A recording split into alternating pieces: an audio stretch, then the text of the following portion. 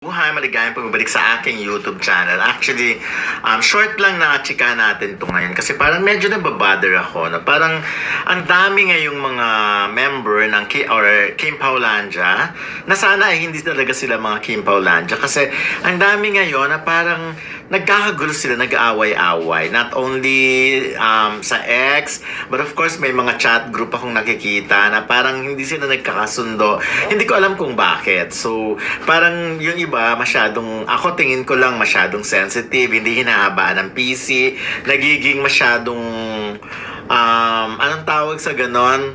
Balat sibuyas yung tawag na ganon. Konting kibot, meron silang nafe-feel. Sa panahon ngayon, mahirap kasi yung ganyan. Yung, di ba, hindi kayo nagkakasundo. Like, for example, nabasa ko yung kay Carlos Miguel, parang yung mga pinopost niya, may mga tumitira sa kanya, may mga bumibira, which is, parang nakataka-taka naman. Parang si Carlos nga, di ba? Actually, si Carlos, let's face it, ano siya, nire-recognize talaga siya as Kim Pao fan. Dahil talagang, like, nagko-comment si Kim sa kanya, yung mga ganon, yung mga pinopost niya, so nagre-react. So, walang point na dapat kainisan siya o i-hate siya ng mga ibang, kung Kim Pao talaga yan kasi syempre nakaka-bother din yun. Yung kayo mismo, medyo meron kayong hindi pinagkakasunduan. So, ako, ang pangit ng dating talaga nun. So, dapat hindi ganon ang thinking, especially sa panahon ngayon. Although, of course, mas marami pa rin naman yung nakikita ko. For example, ngayon pa lang nagpe-prepare na for Kim Chiu and Paolo Avelino's Metro Manila Film Festival na pelikula. So the other day, nakita kami ni Eric Jansado sa press con ng Saving Cherry. Nabila sila Barbie Fortesa, Mikey Quintos, Khalil Ramos, JC Alcantara, sino ba? AC Bonifacio, Mika Salamanca, and Sasa Girl, of course, directed by Ivan Andrew Payawal, under Regal Entertainment. Pinromote ko na kasi doon kami nagkita. So, nagchikan nga kaming dalawa. At sinabi niya nga, na wala naman talaga siyang kino-confirm na whatever. Sinasabi lang niya na very excited siya, na masaya siya dahil feeling niya nga merong panalong dahil nararamdaman naman talaga niya na merong pelikula na makakapasok sa Metro Manila Film Festival, sina Kim Chiu and Paolo Avelino. So knowing nga the producer, talagang kasi, let's face it, parang yearly naman kasi pag may entry din yung producer, laging pasok. Because na siya, alam na agad na matino, maganda, magaling yung mga pelikulang ginagawa nila, na katunayan yung last film nila. Sige na nga, sabihin ko na yung Anne-Mary, yung bida nga si Angelica Pangaliban and Zanjo Marudo, di ba? Nakita naman natin ngayon, dinadala sa mga international film festival, nagkakaroon ng international screening, tapos lumalaban sa mga international film festival, yung mga ganun. So, maganda ang track record nila. So, ako, with that alone, kung finished product nga, dahil finished product naman talaga ang pagbabasehan, with that, mararamdaman mo talaga, malaki ang chance, of course. So, ako, kaya confident din si EJ na papasok talaga yung film. Ako rin naman nung nalaman ko na parang confident na din naman talaga ako na papasok ito. Kasi, especially now, gusto talaga nila na magkaroon. Talagang superstar-studded ang Metro Manila Film Festival 2026 because gusto talaga nilang makabawi. Kasi di ba last year medyo mahina yung MMFF, hindi na reach yung talagang yung goal na kailangan. So this year,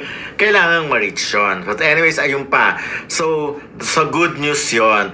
So yung sabi ko naman yung medyo bad news nga, yung kanina, of course, yung parang, ba't kaya sila nag-aaway-away? Bakit hindi na lang sila, kasi dapat katulad nung araw di ba? Nung My Love Will Make You Disappear, balikatan, kumbaga, bayanihan, kumbaga, lahat magkakasama sa iisang goal at yon ay pakitain, kumita ang pelikula.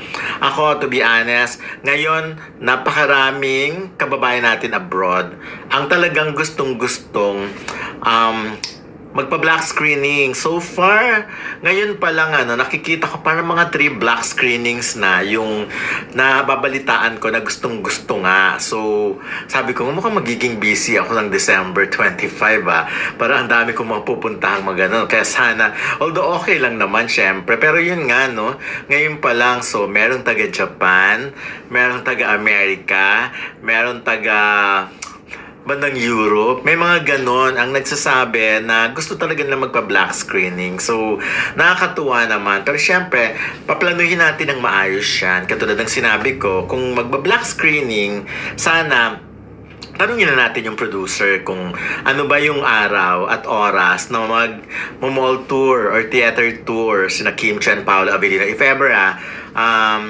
dun dapat gawin yung black screening para at least tuhog. Katulad ng ginagawa naman nila. Inaalam naman talaga yan kung saan yung mga black screening, and then pupuntahan nila yan. At sana nga kung sa gateway.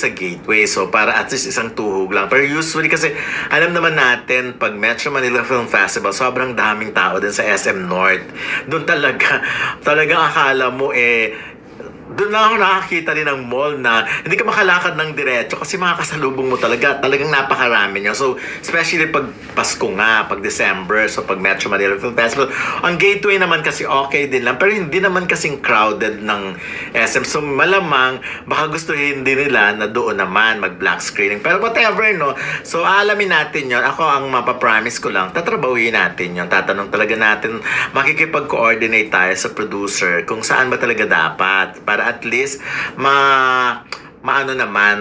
masulit naman yung pagpunta. Ngayon, isipin na lang natin, sino-sino ba mga papupuntahin natin sa black screening? Of course, napakaraming gustong manood. Katulad nun sa My Love Will Make You Disappear, ang daming gustong manood. So, i-announce natin yun sa AMI or kahit dito mag-a-announce. Tas, magsasabi lang kayo or i-add nyo kami.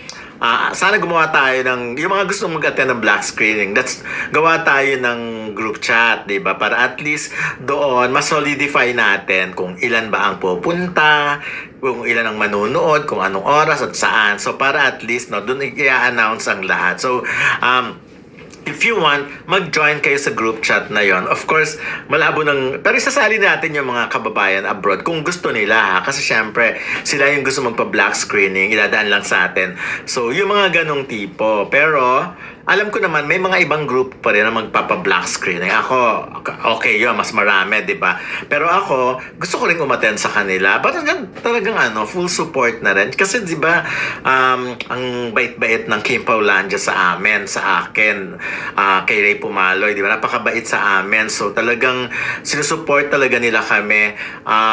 Although may mga iba-iba rin kasi na minsan lumulusot, yung mga ganyan. So anyways, yung mga nagtatanong kung may kikwento ko dapat kanina na sabi ko sa Friday na lang.